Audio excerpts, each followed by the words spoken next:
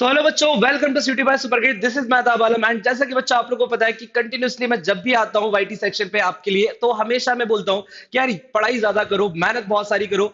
तो आज ये सारी बातें नहीं होने वाली। आज मैं बहुत ज्यादा हैप्पी फील कर रहा हूँ एंड इसके पीछे रीजन भी है।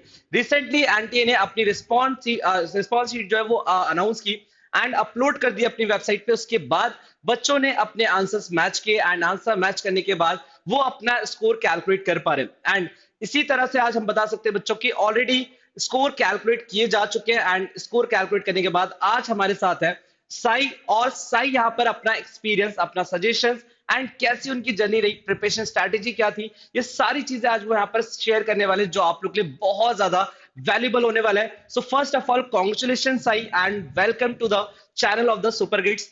एंड फर्स्ट क्वेश्चन से हम स्टार्ट करते हैं एंड आपसे मैं डायरेक्टली ये पूछना चाहता हूँ कि सीयूटी की प्रिपरेशन आपने कब से स्टार्ट की? Okay, sir. Firstly, thank you, sir. I first got to know about CET in June 2022. Okay मैंने सुपर ग्रेड्स के आंसर टेस्ट सीरीज लिया था सितंबर में। ओके तब मैं इतना सीरियस नहीं था, बस एक दो टेस्ट ले रहा था। ओके फिर उसके बाद जब मेरे प्री बोर्ड स्टार्ट हुए थे, मैंने डोमेन्स पे फोकस किया था, क्योंकि मुझे पता था बहुत सारा सिलेबस बोर्ड्स में और सीईटी में काफी सारा सिलेबस सेम था, इसलिए बिल्कुल डोमेन्स पे फोकस किया था। ओके और मैंने एट लास्ट मार्च में मैंने क्रैश कोर्स ज्वाइन किया था सीईटी पे सुपर ग्रेड्स का। ओके। उस तब से मैं बहुत सीरियस था। तो बेसिकली हम ओवरऑल बोले तो कहीं ना कहीं बोर्ड्स एंड सीयूटी के लिए जो आपने प्रिपरेशन की, तो प्रायोरिटी आपने पहले स्टार्टिंग में बोर्ड्स को दी एंड उसके बाद फिर सीयूटी में आप फोकस हो गए। ओके चलिए, तो मुझे एक बात बताइए बच्चों कि आप यहाँ पे अपने स्ट्रीम शेयर कर दो कि किस स्ट्रीम से आप रहे एंड किन सब्जेक्ट को आपने सीयूटी में चूज किया and what was the reason कि आपने उन्हीं सब्जेक्ट को चूज किया? I am from commerce stream. मेरे सीईटी के economics, business studies, accountancy and English, ये सारे सब्जेक्ट्स थे। मैंने यही चूज किया क्योंकि दिल्ली यूनिवर्सिटी में एक डोमेन अकाउंट्स और मैथमेटिक्स प्लस दो डोमेन और इंग्लिश और कुछ लैंग्वेज कंपलसरी होते हैं, और मेरे बोर्ड्स में यही थे, इसलिए मैंने ये इन्हीं को चूज किया था। ओके सो जितना मैं समझ पा रहा हूँ, मतलब बेसिकली आपने स्टार्टिंग से दिल्ली यूनिवर्सिटी को टारगेट किया था।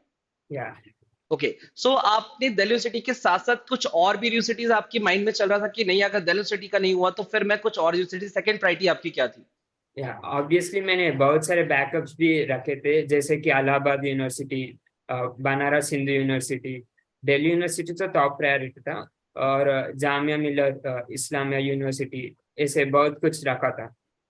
ओके सो आप किस कोर्स को आप टारगेट कर रहे हो पर्टिकुलरली? अगर आप दिल्ली यूनिवर्सिटी में अभी आप देख रहे हो तो आप दिल्ली यूनिवर्सिटी में किस कोर्स के साथ आप आगे बढ़ना चाहते हो? मेरी टॉप प्रायोरिटी तो बीकॉम ऑनर्स है, और ओके मुझे वो नॉर्थ दिल्ली यूनिवर्सिटी के नॉर्थ कैंपस से करना है। Okay obviously favourite favourite first preference तो Shri Ram college of commerce है। Great great great. तो इस स्कोर के बाद तो आई थिंक मैं बोल सकता हूँ कि ऑल लो स्कोर अभी हमने डिस्क्लोज नहीं किया है, एट द एंड हम इसको इसके बारे में बात जरूर करेंगे। बट जितना मुझे पता है इस स्कोर के साथ तो आप कहीं ना कहीं श्योर से लग रहे हो मुझे कि हाँ एसआरसीसी में एडमिशन डन है। या अभी अभी तक तो मुझे वही लग रहा है, पर नॉर्मलाइजेशन के बाद पूरी से हाँ कुछ हो सकता है, चेंजेस हो, बट स्टिल अभी ठीक है। अभी हम जितना आपने आंसर शीट को चेक किया है उसके अकॉर्डिंग आपके जो मार्क्स आ रहे हैं उसके अकॉर्डिंग तो हमें लग रहा है कि हम अचीव करेंगे as it. yes. Okay so बच्चे कुछ क्वेश्चंस और आपसे रहेंगे। जो आपकी स्ट्रैटेजी थी, जो आपकी प्रिपरेशन स्ट्रैटेजी थी वो क्या थी? अगर हम बात करें सीयूटी के लिए and as compare to boards, कितनी डिफरेंट स्ट्रैटेजी थी? बोर्ड्स में आपने कैसे स्कोर किया and if you talking about CUT examination, तो सीयूटी में आपने क्या प्रिपरेशन स्ट्रैटेजी लाइक आपने लिया एंड प्रिपरेशन स्ट्रैटेजी कितनी डिफरेंट थी आपकी बोर्ड्स एंड सीयूटी की? Firstly, I'm from ISC board, so my paper is mostly subjective, okay board paper, and whereas CET is completely objective type MCQ. So तो अगर board बताना है तो मुझे बोर्ड्स के लिए और सीईटी के लिए बहुत डिफरेंट प्रिपरेशन चाहिए actually. Okay In boards, I was mainly subjective type. I was focusing on that type. But after my board exams got completed, I started solving mocks and MCQs after getting thoroughly with my concepts. So first, I started with basics again, because there are many things which are not which I didn't have in my boards, but there wasn't CUT. So I started with BST, then accounts, then economics. So each and every subject started at first, then again at the end everything simultaneously along with marks. Okay. So आप boards के comparison में जैसा आपने बताया कि MCQ pattern है हमारा CUT examination का, सारे बच्चों को ये चीज पता है। तो एमसीक्यू को फोकस आपने किया तो उसके लिए क्या स्ट्रैटेजी एक्स्ट्रा प्रिपेयर किया आपने कि एमसीक्यू में आपको अगर एक्यूरेट रहना है एंड टाइमली हम लोग बोले कि अगर एक एक क्वेश्चन हम लोग बिल्कुल टाइम पे कंप्लीट कर लें तो ऑल दो क्योंकि 50 क्वेश्चंस आपको मिलते हैं, 40 क्वेश्चन अटेम्प्ट करने होते हैं, सो कहीं ना कहीं एंड जो टाइम लिमिट आपको मिलती है वो आपसे डिमांड करती है कि काफी स्पीड के साथ आप क्वेश्चंस को कंप्लीट कीजिए and with accuracy. So speed develop करने के लिए एंड कॉन्सेप्ट क्लैरिटी के लिए किस तरह का फोकस था आपका? पहले कॉन्सेप्ट क्लैरिटी के लिए तो हमें एनसीईआरटी पढ़ना चाहिए। पढ़ने का मतलब ये नहीं कि हम जैसे सब्जेक्ट के लिए पढ़ते हैं जस्ट इंपॉर्टेंट पॉइंट्स, ऐसे नहीं करना चाहिए। For objective type, you should actually understand the concept in detail and read every line, not just you may not remember everything, but at least you need to know the concept. And secondly, for developing speed, तुम कितने mock test देते हो उसके ऊपर depend करता है।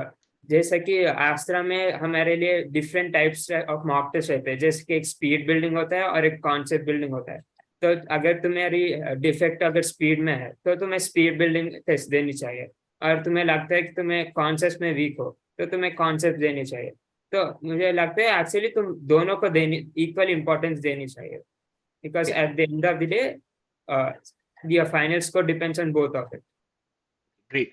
सो अगर हम बात करें अस टेस्ट सीरीज की तो अस टेस्ट सीरीज ने आपको किस तरह से हेल्प किया? बिकॉज आपने बताया कि आप बहुत ज्यादा फोकस थे टेस्ट को लेकर के, सो टेस्ट किस तरह से आपको हेल्प करते हैं और अस टेस्ट सीरीज में ऐसा क्या था जिससे आपको लगा कि नहीं यार इस टेस्ट से काफी हेल्प मिली आपको अपने एग्जाम में एंड स्कोर करने में? सो आफ्टर टेस्ट में एक्चुअली थ्री कैटेगरीज रहते हैं। एक तो चैप्टर टेस्ट रहते हैं, और सेकेंड कैटेगरी में combined chapters, like 2-3 chapters combined रहते हैं, और थर्ड में एवरी संडे एक रिलीज होता है और वो ओवरऑल सारे सब्जेक्ट और सारे चैप्टर्स का एक टेस्ट होता है। तो पहले तुम एक चैप्टर टेस्ट से स्टार्ट करनी चाहिए और फिर सेकेंड लेवल में जानिए, और एट लास्ट वेल एग्जाम के समय तुम्हें एवरी संडे एक ओवरऑल टेस्ट देनी है, जिससे तुम्हारी कॉन्फिडेंस बढ़ जाएगी और तुम्हारी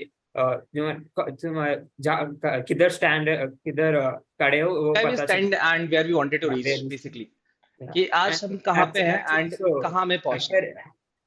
Yeah, actually, after every test, there's in detail analysis. They give you each question, how much time you took, what is the toppers marks, what is your rank. So you get a little bit idea of the competition too. It's not just that what is your score, you also know about the competition outside. Definitely. तो actually बहुत अच्छी factor है इस test की मदद से। सो आपने अस test series कब ज्वाइन किया था एंड कितने टेस्ट उसके अटेम्प्ट किया आपने? ऑलमोस्ट सारे अटेम्प्ट किए थे या फिर कुछ टेस्ट रह गए थे just because of lack of time? मैंने एक्चुअली सितंबर में आस्टर टेस्ट लिया था, पर तब मैं बोर्ड से प्री बोर्ड से बिजी था, इसलिए बहुत सारे नहीं दे पाया, बस 5-6 दिया था उस समय। After my boards got over, I started giving tests. I started focusing on concepts. That time I gave many tests. और जहां तक मुझे याद आ रहा है आप क्लास में भी कंसिस्टेंट है, लाइव क्लास में भी आपने आई थिंक मुझे लग रहा है कोई क्लास मिस नहीं किया एंड कंटिन्यूसली आप क्लास में आते थे। और जितना मुझे याद है कि आप हर एक क्वेश्चन के डाउट भी और आंसर भी फटाफट करते थे। जब मैं क्वेश्चन सॉल्व कर रहा होता था तो मैक्सिमम आंसर आपकी तरफ से मुझे मिल रहे होते थे कि हाँ सर इसका आंसर ए होगा, बी होगा। तो वहां पे किस तरह का एक्सपीरियंस रहा आपका एंड कितना फैमिलियर, कितना इंटरेक्टिव रहा और कितने फैमिलियर क्वेश्चंस आपके लाइव क्लास से आपको एग्जाम में देखने के लिए मिले? Yeah. So actually the most important thing that helped me was this live classes. Not just about the concept, but like उसने कुछ ऐसा कॉन्फिडेंस भी बिल्ड होता था, क्योंकि सर बहुत सारे क्वेश्चंस करवाते थे हर एक दिन हर एक सब्जेक्ट के।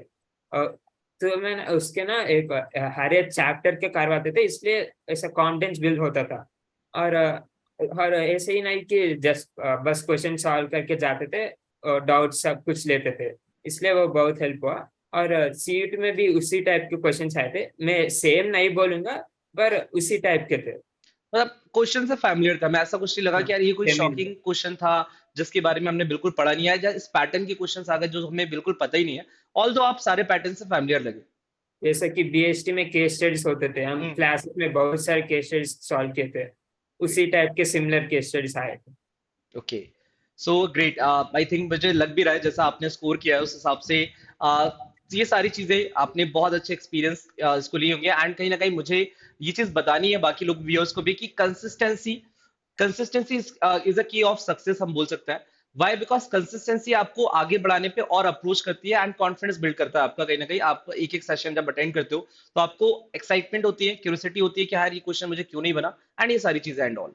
Okay okay. सो एक क्वेश्चन और आपसे मेरे पास लाइक आपके लिए रहेगा कि अगर आप ओवरऑल बात करो तो सुपर गिट्स ने आपको ओवरऑल किस तरह से हेल्प की आपके स्कोर के लिए, एंड क्या एक्सपीरियंस रहा आपका आपके फैकल्टीज के साथ, आपके डाउट सॉल्विंग जो ग्रुप थे वहां पे किस तरह का एंगेजमेंट रहा आपके बैचमेट के साथ, और कैसा ओवरऑल एक्सपीरियंस रहा, क्या चीजें आप बताना चाहोगे बाकी व्यूअर्स को भी?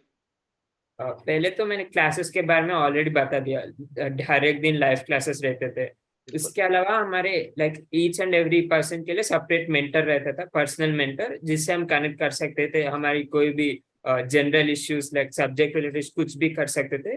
और मोस्ट इम्पोर्टेंट थिंग, एक टेलीग्राम ग्रुप रहते थे जिनमें बहुत सारे लोग रहते थे। लाइक और हमारे like us there are many other aspirants, so we get to connect with them, we get to ask them, we get to know their viewpoints. We like overall our doubts will get clarified at the end of the day, and we'll have concept clarity. So in that way, like Supergats gave me a platform to connect to like a lot of many new people and many intelligent people, to be honest. So that way it helped me a lot. Okay, and कहीं ना कहीं आपने भी काफी बच्चों की help की होगी। कई बार मैं देखता था ग्रुप पे जैसे ही मैं रिप्लाई करता था, सारे डाउट्स वगैरह रिप्लाई करता था, तो बच्चे आपस में भी काफी डाउट्स सॉल्व करते Yeah. थे, एंड आप भी काफी डाउट्स के आंसर उनको बता देते थे कि यार इसका आंसर ऐसा होना चाहिए, and what is the reason why इसका आंसर ए होना चाहिए, बी होना चाहिए। तो काफी चीजें देखा मैंने, आप लाइक ऑब्जर्व की कि काफी हेल्पिंग आप भी रहे। तो thanks on the behalf of them कि आपने भी काफी हेल्प की बाकी सारे एस्पिरेंट्स के भी, एंड आपको भी काफी हेल्प मिली बाकी एस्पिरेंट्स से भी। तो काफी अच्छा माहौल रहा, इज इट?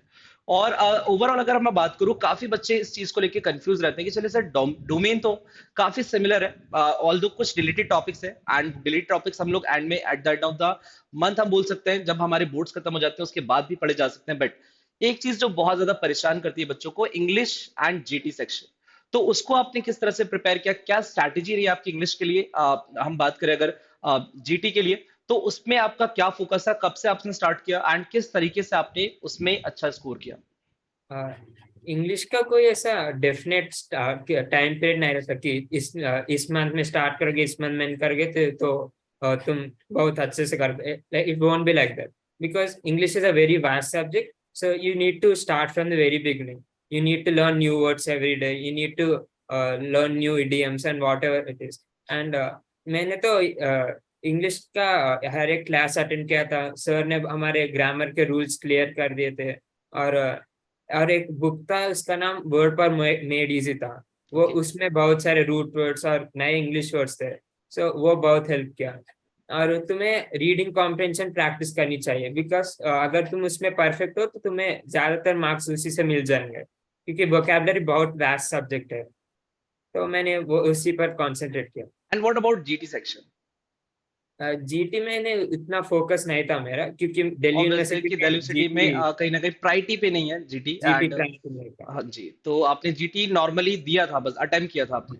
अटेम्प्ट किया। Okay okay, great great great. So overall अगर हम फैकल्टीज की बात करें, सुपर ग्रेड्स की फैकल्टीज के साथ आपका क्या एक्सपीरियंस रहा, अगर आप बताएं, शेयर करें बाकी व्यूअर्स को भी, ताकि लाइक चीजें, हम जो अप डाउन्स होते हैं एक पूरी जर्नी जब हम देखते हैं तो जर्नी में बहुत सारी चीजें अच्छी खराब भी होती है, सारी चीजें होती हैं, तो आप कुछ शेयर कर पाए? सुपर ग्रेड्स टीचर्स बहुत सपोर्टिव थे। मैं ये नहीं बोलूंगा कि वो कॉन्सेप्ट्स अच्छे पढ़ाते, ऐसे नहीं, क्योंकि ये उस तक सब कोई भी पढ़ाते है। पर main important thing was motivation. They used to motivate us. They used to teach in a way that we understand the concepts. Not just every teacher knows the concept, but they used to teach in a way that every other student understands the concept. And they used to clear all the doubts every day. They basically, like even my account sir, he used to stay awake all night for clearing doubts, etc. Great great great. So क्या बोलते हो, disclose कर दें आपके score सभी से, सभी के सामने? Yes, sir. तो चलिए, जो जिसका वेट काफी बच्चे कर रहे हैं, कि इसे डिस्क्लोज कर दीजिए कितने मार्क्स आए एंड किस किस डोमेन में कितने कितने मार्क्स आपके, as per the response sheet जो एनटी ने रिलीज की है, ऑल्दो इसके अकॉर्डिंग आपके कितने मार्क्स आ रहे हैं, तो आप खुद शेयर कीजिए एंड बहुत प्राउडली आप शेयर कीजिए कि आप कितने कितने मार्क्स आपने अचीव किए एज पर द, अगर हम डोमेन की बात करें एंड उसके अलावा। ओवरऑल मुझे 788 मिला 800 के, ओके, उसमें अकाउंट्स में एंड मुझे जैसा आपने मुझे बताया था 190। कि कुछ एक दो क्वेश्चन में भी आपको डाउट है एंड आप उसको भी अभी डिस्कस करो एंड चैलेंज भी करने वाले हो, तो ऑल्दो अभी उसके बारे में हम बात नहीं करें, बट स्टिल 788 तो आपके डैम श्योरिटी वाले आपके आ चुके हैं। यस। ओके, एंड हो सकता है कि बढ़ भी जाए स्कोर आगे हाँ, जाके। ओके। नॉर्मलाइजेशन में ये भी चांस है।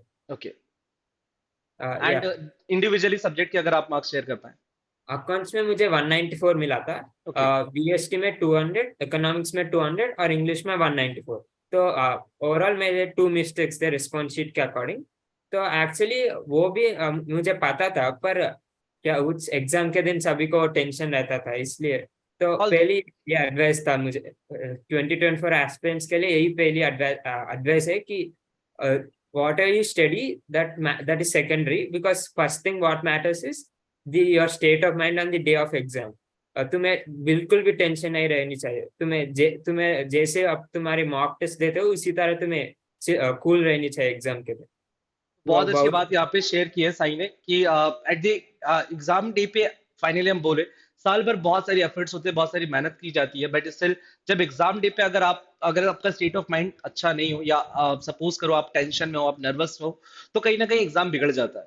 सो आपने इस चीज को कैसे आप हैंडल कर पाए? क्या आप भी उस दिन प्रेशर में थे, टेंशन था, या नहीं सर काम थे एंड बहुत अच्छे से आपका एग्जाम वाला दिन आपने एग्जाम को दिया था? एक्चुअली पहले तो बहुत टेंशन था, पर जैसे मैंने बोला टीचर्स मोटिवेट कर रहे थे, घर में मोटिवेट करते हैं, और इसी तरह मैंने मैंने ये बैकअप्स के बारे में सब कुछ सोच के ऐसी कूल हो गया मैं ऑटोमेटिक, और ओके, एग्जाम ग्रेट। के दिन अच्छी गए थे। ठीक है। सो एट द एंड हम इस सारी चीजें लाइक आपने डिस्क्लोज कर दिए मार्क्स, एंड बहुत सारे बच्चे इस चीज को लेकर के मोटिवेट होंगे आपसे भी, कि इतने मार्क्स भी अच्छे से अचीव किए जा सकते हैं अगर हम लाइक कंसिस्टेंट रहे, अगर हम मेहनत करें, हम लोग समझ के चलें कि क्या चीजें हो रही हैं, कितना हमें आज हम किस पोजीशन में है, एंड लाइक हम हमेशा क्लास में भी बोलते थे कि prepare yourself for the worst examination, कि अगर सबसे टफ टिपिकल वर्स्ट पेपर भी आएगा तो भी हमारा स्कोर जो हमने सोचा हुआ है उतना हमें अचीव करना है। सो इस अगर ये चीज हम लोग अभी आप 2024 की भी बात करें, तो किस तरह से, क्या स्ट्रैटेजी, कब से पढ़ना स्टार्ट करना चाहिए, इस सारी चीजें अगर आप शेयर करना चाहो, उनके लिए क्या एडवाइस, क्या सजेशन है आपकी तरफ से? अगर कोई 2024 या उसके बाद के एक्सपीरियंस आपका इस इंटरव्यू को देख रहा है, तो आप उसको उनको क्या सजेस्ट करना चाहोगे एंड क्या एडवाइस देना चाहोगे? So yes. पहले तो अगर इंग्लिश के बारे में बोलना है तो English, as I said, it is never ending, it is a vast subject, you need to work on it every day, right from now till till the exam and even after the exam, because English is always essential for your future endeavors exactly. also। And as far as domains are concerned, you need to be thorough with the concepts। तुम्हें पहली concept पे focus करनी। बहुत सारे बच्चे ऐसे रहते हैं कि अगर हमारी ऑब्जेक्टिव टाइप है, एमसीक्यू टाइप है, तो वे पहले से एमसीक्यू सॉल्व करने स्टार्ट हो जाते हैं, पर ये गलत है, क्योंकि मुझे लगता है पहले तुम्हें कॉन्सेप्ट पे फोकस करनी है, बिल्कुल। और कॉन्सेप्ट के बाद तुम्हें एमसीक्यूज पे जाने हैं। और आफ्टर एक पॉइंट ऐसे रहते हैं तुम, जब तुम्हें कॉन्सेप्ट्स और एमसीक्यू दोनों साथ में करनी है, पर एग्जाम के दिन तक तुम्हें कॉन्सेप्ट्स तो करनी ही करनी है, क्योंकि ह्यूमन मेमोरी इतनी अच्छी भी नहीं होती है, तो बिल्कुल। रिवाइज करनी कॉन्स्टेंटली।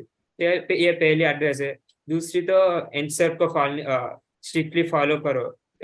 जो भी दूसरी मटेरियल्स तो रेफर कर सकते हो, पर eight the end of the day you need to stick to answer, because most of the questions are direct from answer and etc. And as I said, on the exam day, all that the 2 to 3 hours, how your state of mind is, that is what matters actually. So these three things, if you follow, I'm sure you can get 800 easily। Okay.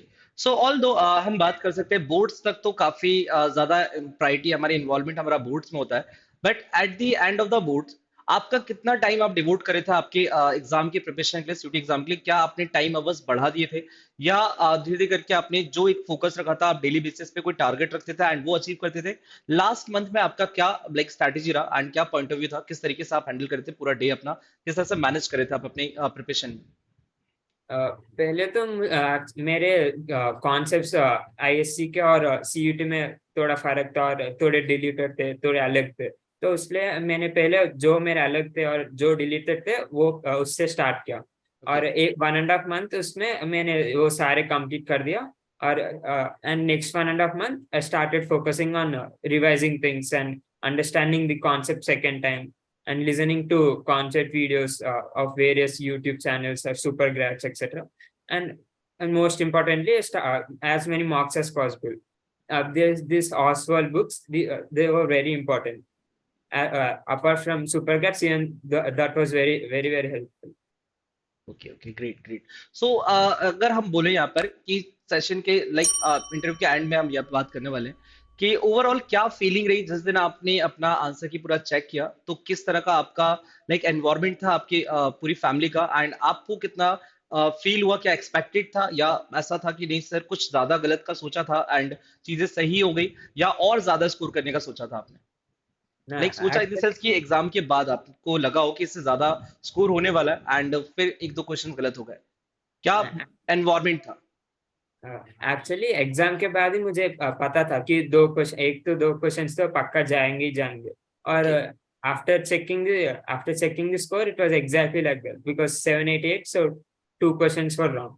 तो actually कुछ ना कुछ idea था कि मुझे 770 तो plus से तो आएंगे ही आएंगे। पर ऑब्वियसली 788 आए तो मैं बहुत खुश था। एंड घर व्हाट में अबाउट योर फैमिली? फैमिली तो सभी मुझे सपोर्टिव थे और रिजल्ट के बाद तो सभी खुश थे और okay okay okay great great. सभी को बोल दिया तो बहुत ऐसे। अच्छे से सेलिब्रेट किया, मतलब इन द सेंस कि मजा आ गया, मतलब रिजल्ट के बाद, मतलब रिजल्ट इन द सेंस कि आपने जो अपना कैलकुलेशंस किया और उसके था। बाद score. Okay okay okay. So आप यहाँ से क्या प्लान है आपके, क्या सिर्फ बीकॉम कंप्लीट करना है या उसके बाद भी आपने कुछ सोचा हुआ है? मैं एक्चुअली सीए भी साइमल्टेनियसली प्रिपेयर हो रहा था। ओके और कल ही मेरा सीए लास्ट एग्जाम था, वो मैंने दे चुका हूँ। Okay uh, great great great and all the very best for your C result also, and I think आप वहां मतलब like I hope and I wish कि वहां पे भी आप इससे बहुत बहुत बहुत बहुत और अच्छा स्कोर करो एंड कॉलेज एंड सीए दोनों ही आप साइमल्टेनियसली साथ साथ में आगे बढ़ाओ। सो ये थे हमारे साई, एंड साई ने बहुत अच्छे से चीजें एक्सप्लेन की, क्या स्ट्रैटेजी रही उनकी, कैसी जर्नी रही उनकी, क्या इनपुट्स थे जो उन्होंने लाइक अपनी लाइफ में या अपनी प्रिपरेशन के टाइम पर ऐड किए एंड उसके थ्रू आज वो इस आउटपुट को जनरेट कर पाए। सो ऑल दो आगे भी एक्सपीरियंस बाकी बच्चों का भी शेयर करते जाएंगे जिन्होंने बहुत अच्छा स्कोर किया है एंड आप लोग के लिए यहाँ पर लेकर के आते जाएंगे। सो लास्ट में बच्चे थैंक यू सो मच कि आप यहाँ पे आए एंड अपना एक्सपीरियंस आपने इतने अच्छे से शेयर किया जो बहुत ज्यादा वैल्यूबल होने वाला है फॉर द फर्दर एस्पिरेंट्स। सो इन्हीं सारी बातों के साथ इस सेशन को यहाँ पर हम लोग कंक्लूड करते हैं एंड मिलते हैं बहुत जल्द किसी नेक्स्ट इंटरव्यू में एंड किसी नेक्स्ट टॉपर के साथ। सो बाय बाय, टेक केयर।